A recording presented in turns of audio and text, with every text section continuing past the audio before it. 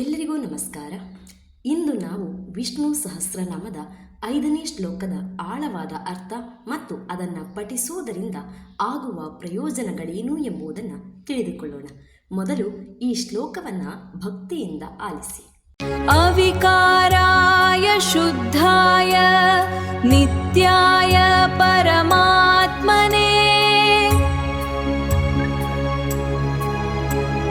ಸದೈಕರೂಪರೂಪಾಯ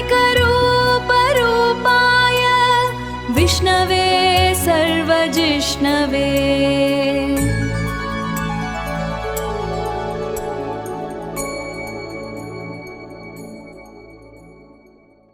ಈ ಶ್ಲೋಕವು ವಿಷ್ಣು ಸಹಸ್ರನಾಮದಲ್ಲಿನ ಅತ್ಯಂತ ಗಾಢವಾದ ತತ್ವವನ್ನು ಒಳಗೊಂಡಿದೆ.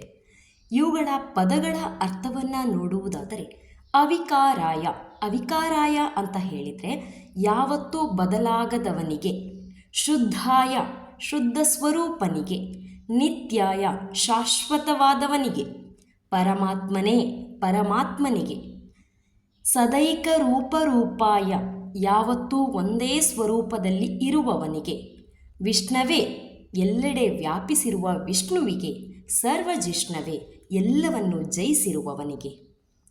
ಸರಳವಾದ ಅರ್ಥವನ್ನು ಹೀಗೆ ವಿವರಿಸಬಹುದು: ಯಾವತ್ತೂ ಬದಲಾಗದ ಶುದ್ಧ ಶಾಶ್ವತವಾದ ಪರಮಾತ್ಮನಾದ ಒಂದೇ ಸ್ವರೂಪದಲ್ಲಿ ಸದಾ ಇರುವಂತಹ, ಎಲ್ಲೆಡೆ ವ್ಯಾಪಿಸಿರುವಂತಹ, ಎಲ್ಲವನ್ನ ಜಯಿಸುವ ವಿಷ್ಣುದೇವರಿಗೆ ನನ್ನ ನಮಸ್ಕಾರಗಳು. ಇದರ ಆಧ್ಯಾತ್ಮಿಕ ಅರ್ಥ: ಈ ಶ್ಲೋಕವು ನಮಗೆ ಒಂದು ಮುಖ್ಯ ಸತ್ಯವನ್ನು ಹೇಳುತ್ತದೆ.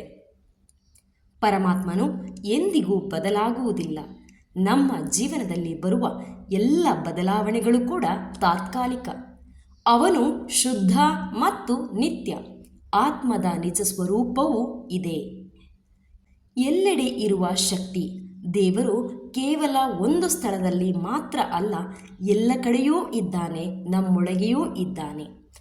ಜಯಶೀಲತೆ, ಸತ್ಯ ಮತ್ತು ಧರ್ಮ ಕೊನೆಯಲ್ಲಿ ಗೆಲ್ಲುತ್ತವೆ.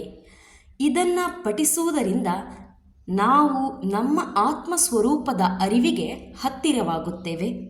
ಮನಸ್ಸಿಗೆ ಶಾಂತಿ ಮತ್ತು ಸ್ಥಿರತೆ ದೊರೆಯುತ್ತದೆ. ಆತ್ಮವಿಶ್ವಾಸ ಮತ್ತು ಧೈರ್ಯ ಹೆಚ್ಚಾಗುತ್ತದೆ. ನಕಾರಾತ್ಮಕ ಆಲೋಚನೆಗಳು ಕಡಿಮೆಯಾಗುತ್ತವೆ. ಭಕ್ತಿ ಮತ್ತು ಆಧ್ಯಾತ್ಮಿಕತೆ ವೃದ್ಧಿಸುತ್ತದೆ.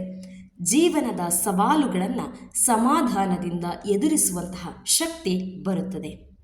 ಇಂತಹ ಮಂತ್ರವನ್ನು ನಿತ್ಯ ಆಲಿಸುವ ಮೂಲಕ ನಕಾರಾತ್ಮಕ ಆಲೋಚನೆಗಳನ್ನು ನಾವು ಕಡಿಮೆ ಮಾಡಿಕೊಳ್ಳೋಣ.